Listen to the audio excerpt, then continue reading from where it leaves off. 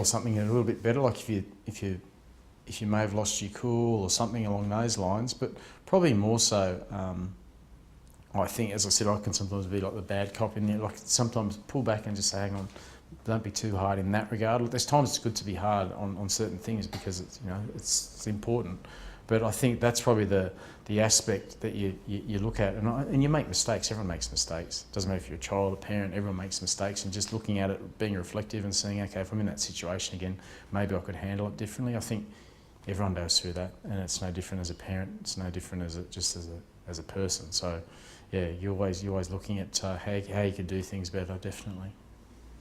I obviously played sport professionally for a long period of time, and it's a bit of an unusual sort of time. It's not a consistent time, I guess, time schedule compared to people who might work in a normal if there's such thing as a normal sort of office environment. We might be training really early in the morning, then we might have a chunk of the day off, which is recovery, where you can rest, so you could be back home. And you could be back literally at home, and when the kids are young, you could be seeing the children, and then you train again in the afternoon. We could be picking up as they get a bit older. You could pick them up from school. You could drop them off. So you can do a lot of things which I think if you're in a normal job you probably couldn't do, because you're off to work at that stage. You're getting into work early, before 9 o'clock, and all those types of things when school's starting. So you actually get a fair bit of really good time with your kids. So everyone talks about that quality time and life balance.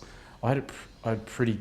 When you're at home, you're really present, and when you're away, like you're on the other part of the world, or like for me, I was in Canberra for a lot, interstate with Super Rugby, and they were based here in Sydney.